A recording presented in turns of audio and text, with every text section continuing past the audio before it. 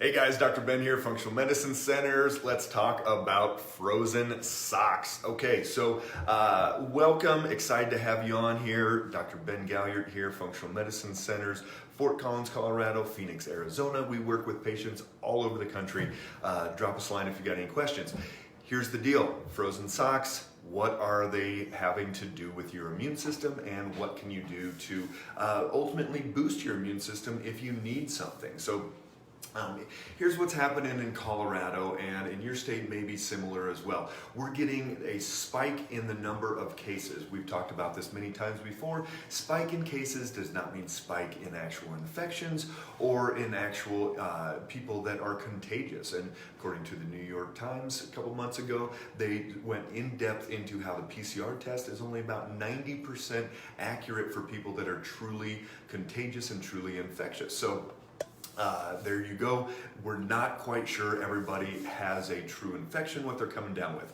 For those of you just jumping on, go ahead and pop down in the comments below where you're watching from. We love to see people all over the country, all over the world. Love to get information.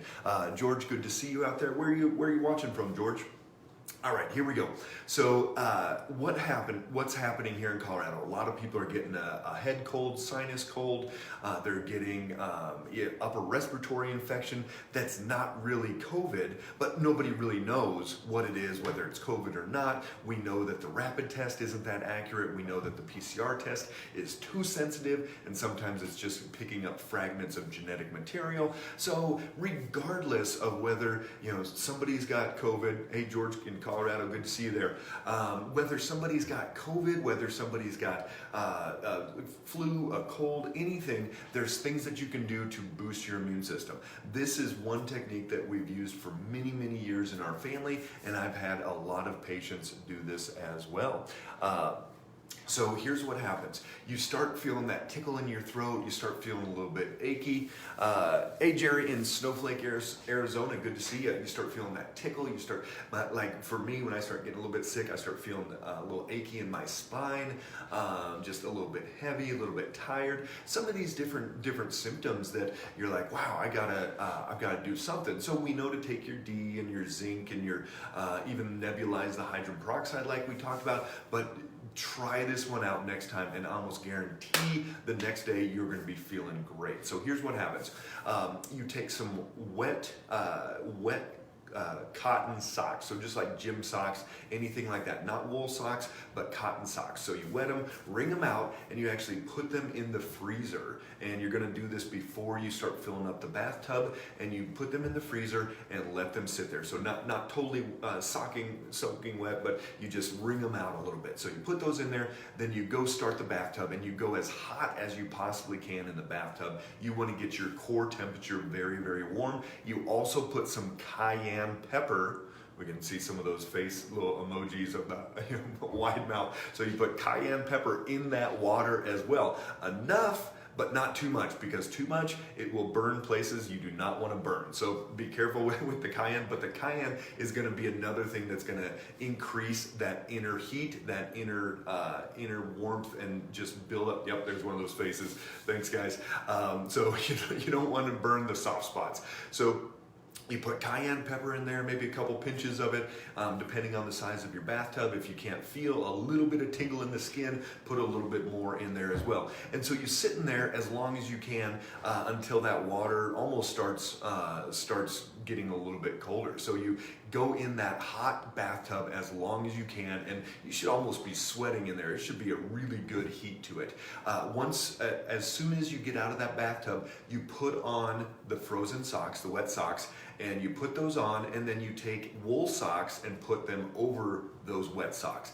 You put on pajamas, maybe 2-3 layers of pajamas, sweatpants, sweatshirt, all these different things. Put that on, and then you go to bed, and you cover up with as many blankets, as much as you can, to actually get your immune system revved up. So way back in college, I went to Syracuse University for undergrad, and it was really cold up there. We'd snow like 9-10 months out of the year.